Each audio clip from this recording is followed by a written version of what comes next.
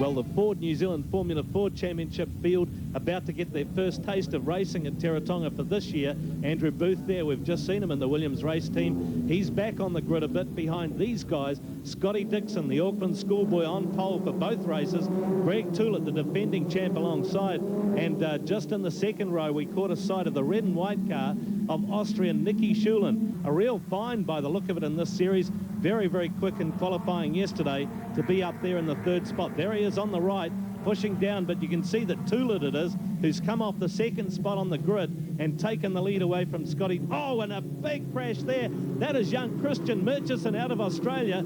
He's upside down in the sand trap for the second week in a row. Happened at Timaru in testing when he got on the gas a little early, but it seemed like, or perhaps something broke on the car. But that is a big one in the first lap, taking the infield right-hander. Didn't see whether he took a touch or what happened. Oh, great to see the boys out. Very groggy, as you might expect, because looked like that came right down. Not much room inside one of those little Formula Fords. And he's a very tall boy. He's only 16, out of karting in Western Australia. Oh, nice bow.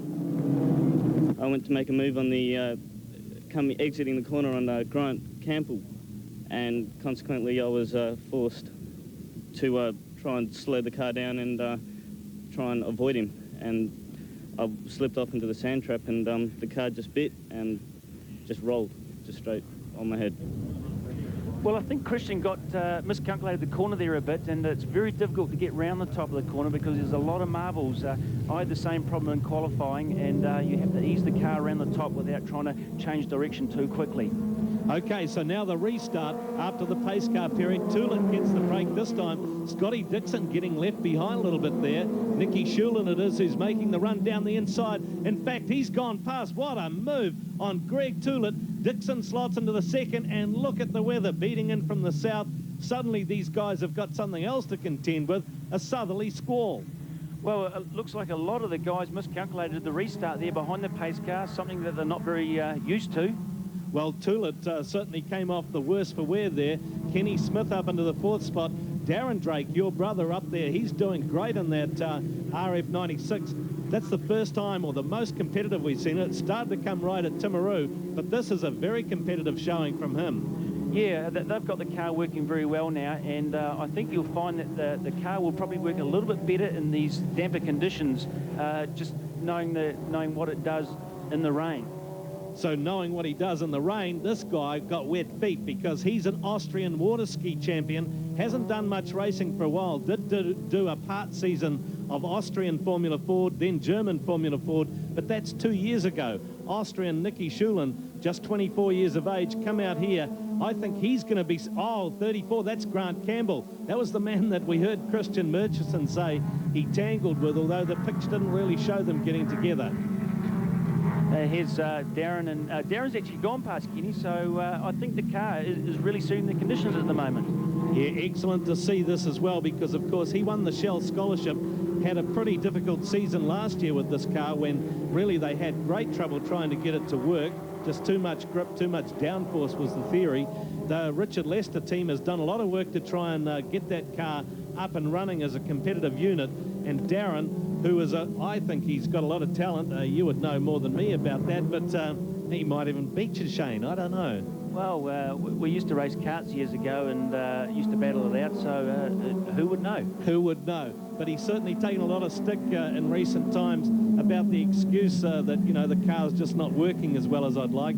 So he is going to be reveling in this situation, just as these two are. Scotty Dixon trying down the inside, but forced to sit back for the moment in the 35 Toshiba car. Austrian Nicky Schulin out front. So these two having a great race and leaving Toulet behind them quite a long way back. Oh, Dixon, what a move. Yeah, that was a good move. Scotty worked that from around the sweeper and got out to see the track runs down to the inside of the circuit, so he was probably on the driest part of the circuit with the most grip. Clever boy. He's learnt more than just his fifth form school lessons, I'm sure. Last couple of years, of course, he ran in Class B and won the championship here in the Street School Series last year.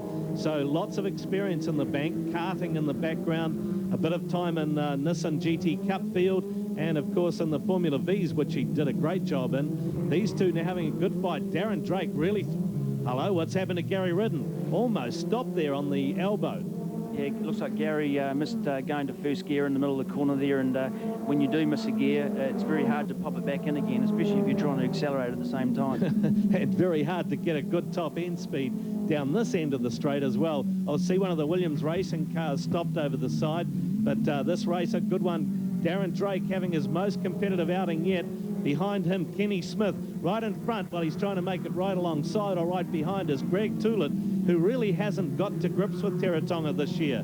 Not having a great meeting at all. Not qualified, out-qualified by Scotty Dixon. He was second and third in the qualifying for the two sessions yesterday, so has had to give best to the man he did lead by 2 points coming into this meeting. Now, Shane Drake, I've seen you do some pretty extreme things to position yourself tactically as you get down to the closing stages. They've got a lap to go. What's their position now as they go into the last lap at Teretonga? Well, if I was in the position, I would have picked Nicky's position to get the toe down the long chute at Teretonga, and by the look of it, it's just paid off. Well, he sure did a great job. Slid down the inside of Scotty Dixon there. Is there a place where Dixon can come back at him? Yeah, it'll be coming down into the top, very tight left-hander. Darren getting a little loose there as he tries to find a way by Toolett. He must be a bit frustrated, I think, because he's been caught in that position right between Kenny Smith. Has to watch the mirrors, but he really would like to get by Toolett, get up there and get his first podium finish out of the series this year or last year. Yeah, he's really breathing down Greg's neck, and I'm sure he'll be trying his best. Yep, well, he hasn't got much time left to do it in, because this is the last corner of the last lap. So Darren Drake trying down the inside. No, not going to happen. Now he has to rely on a charge to the checkered flag, but I don't think he's going to make it. Well, up ahead, though, Scotty Dixon does take the win ahead of Nicky Shulin. So good win for Dixon. Had to fight Shulin off all the way. Greg Toolett holds third, and Darren Drake fourth ahead of Kenny Smith.